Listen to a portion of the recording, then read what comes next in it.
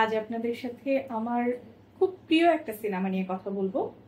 সিনেমার নাম সাহিব বিবি और गुलाम। হিন্দি ভাষার সিনেমা, গুরু দত্তের প্রোডাকশন। সিনেমাটা তৈরি হয়েছে বিমল মিত্রের বাংলা উপন্যাস থেকে। যারা সিনেমা পাঠ করেন, আলাদা করে পাঠ করেন, সিনেমা নিয়ে পড়াশোনা করেন, সিনেমা বানাতে চান, তারা এই সিনেমা দেখেই থাকেন। মানে এটা বলার অপেক্ষা রাখে না যে এটা তাদের দেখার তালিকায় থাকে, বিশ্লেষণের তালিকায় থাকে, বোঝার তালিকায় থাকে। প্রথম এই সিনেমার যেই দিকটা নিয়ে আমি কথা বলতে চাই সেটা হলো, সিনেমাটা আপনি এই জন্য দেখবেন, পর্দায় একটা গল্প কিভাবে বলা হয়।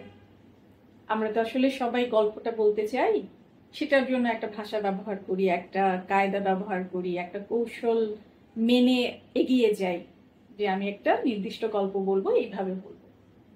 তো গুরুদত্তের এই সিনেমা আপনি এই জন্য দেখবেন যে একটা গল্পকে আসলে কিভাবে বলা যায়, কোনো জটিল পদ্ধতিতে না গিয়ে একদমই সরল রৈখিক কিন্তু গল্প বলাটা। সিনেমাটা যখন শুরু হচ্ছে তখন আমরা দেখছি যে গুরুদত্ত একটা ভগ্নস্তূপের সামনে বসে আছেন এবং সেইখানে একটা কঙ্কাল পাওয়া যায়, যেটা দেখে গুরুদত্ত তার পুরনো কথা ভাবতে শুরু করেন, তার জীবনের এবং এই বাড়ির সাথে যুক্ত ঘটনাগুলি। সেটার ভেতর দিয়ে আমরা আসলে পুরো কাহিনীটা জানতে পারি, পুরো সিনেমাটা বলা শুরু হয়। কেন বলছি যে এই সিনেমাটা আপনি দেখবেন এই দৃষ্টিকোণ থেকে যে গল্প কিভাবে বলা হয়, গল্প কিভাবে বলতে হয়, তার কারণ হলো যে গল্পটা খুব সাধারণভাবে বলা। মানে এমন না যে আগের কাহিনী পরে বলা হচ্ছে, পরের কাহিনী আগে বলা হচ্ছে, খুব উল্টো পাল্টা করে ফেলা হচ্ছে বা কাঠামো ভেঙে ফেলা হয়েছে, তা না। একদম সরল রৈখিক, মানে ঘটনার ক্রম আর সিনেমার দৃশ্যাবলীর ক্রম একই।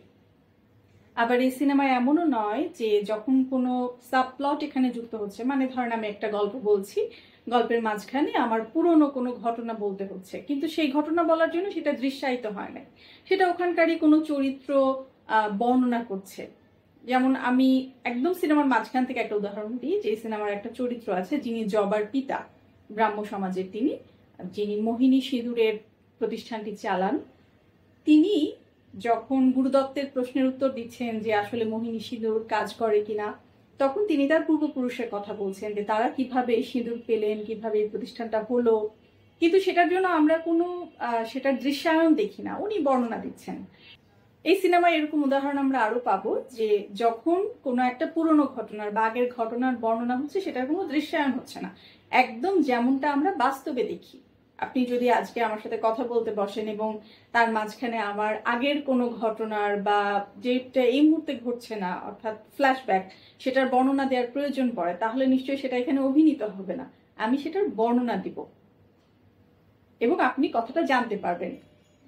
তো এই সিনেমাটা এই অর্থে খুবই বাস্তবধর্মী করে তৈরি করা, মানে বলার যে স্টাইল, সেটা মনে হবে যেন আপনি আসলে কোনো বাস্তব দৃশ্য দেখছেন। এমন না যে সিনেমাকে সিনেমা করার জন্য এখানে কোনো অন্যরকম ব্যাপার হাজির করা হয়েছে, যে এটাকে অতি প্রাকৃত কিছু মনে হচ্ছে বা বাস্তব নয়, অতি বাস্তব কিছু মনে হচ্ছে, তা না। একদমই যেভাবে আমরা জীবন দেখি, যেন ওইটাই ক্যামেরা দিয়ে আপনার সামনে হাজির করা হয়েছে, আর কিচ্ছু না।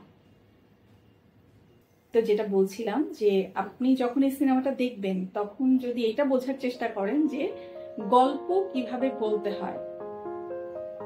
একটা গল্প বলার তো কায়দা আছে, নানান কায়দায় গল্পটা বলা যায়, কিন্তু সেই কায়দায় যিনি দেখছেন, যিনি দর্শক, তিনি যে প্রতিনিয়ত মুগ্ধ হয়ে থাকছেন এবং এরপর কি ঘটবে সেটাতে চমকিত হচ্ছেন বা সেটার প্রতি আগ্রহ রাখছেন, এটা কিন্তু একটা খুব বড় দিক সিনেমা তৈরির।